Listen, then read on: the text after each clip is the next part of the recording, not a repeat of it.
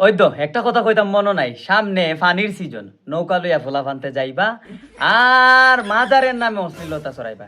কাহিনীটা কিতা কই তোমরা রে? এরা একটা নৌকা সাজাইবো, বিভিন্ন জায়গাতে চান্দা তুলবো, জনে জনে 1,000 2,000 করে ফোলা ফানতে টেকা তুলবো। আর টেকা তুললে এরার উদ্দেশ্য হইলো কিতা, মাজার জিয়ারত করা, এরকম একটা নাম দিব।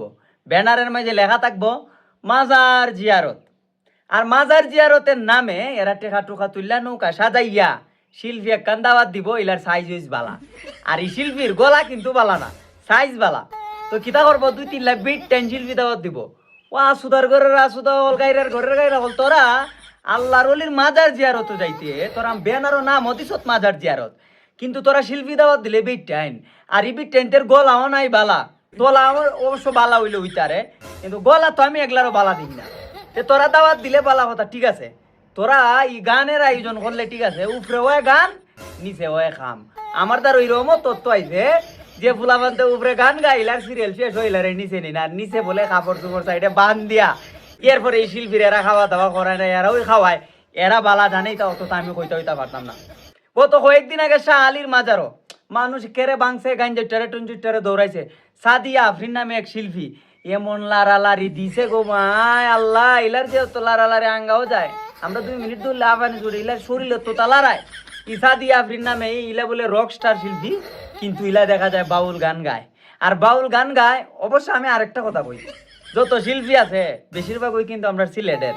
যেমন ধরুন এগুলা বড় নেতা যদি তারা হয় যে আজকে এই গান হইতো না বা এই শিল্পীরা আনতে পারতায় না, সে কিন্তু পোলা মানতে আনতো না। কিন্তু ই নেতায় কিন্তু কোনোদিনও না করে না। কেরে হয়তো শিল্পীর সাথে তার বালা বুঝা পড়া, বা রাত্রে শিল্পীরা যে এরা আনে হয়তো খাওয়া দাওয়া করায়, এই কারণে একটা মায়া বুঝে গেছি আর কি। তেল নেতায় বেশি একটা কথা হয় না যে তুই কেরে কমাই তা নাচানাচি খরচ বা তুই কেরে গান গাছ। তো এটাই হলো মূল সমস্যা।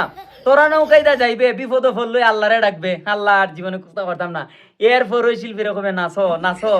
এই যে তোরা গানের নামে এই মাজার জিয়ারতের নাম কইরা তোরা যে অশ্লীলতা করবে, 2 দিন পরে একটা নৌকা যাইবো। আমি জানি বালা শিল্পীরা কেউ দাওয়াত দিত না, সেরা বালা না ইলারে কেউ দাওয়াত দিত না। তে তোরা যে এই বন্ডামি শুরু করলে, আর যারা নেতা ফেতা আছে না আমার ওকে বালা পাইতা না।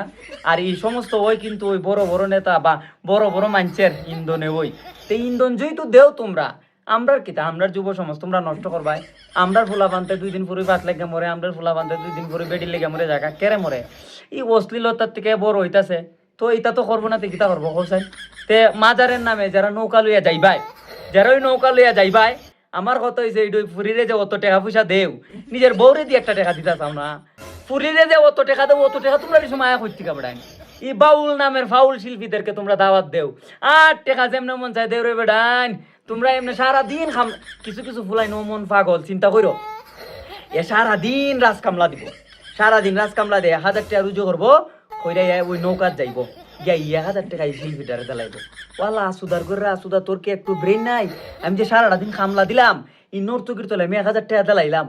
আর এই নৌকায় যাতে আমি গেলাম, আমি মাজার জিয়ারত আল্লাহর মালিকের দরগার নাম দিলাম মাজার জিয়ারত বেনারো, কিন্তু আমি করলাম নাচানাচি। ইটা কি বন্ধ হইতো না? অভিগঞ্জের মানুষ কি তা বুঝে না? তবে এখন শিক্ষিত জেনারেশন কিছু বালা পায় আর কিছু কিন্তু মনে মনে ঠিক হয়ে গেল।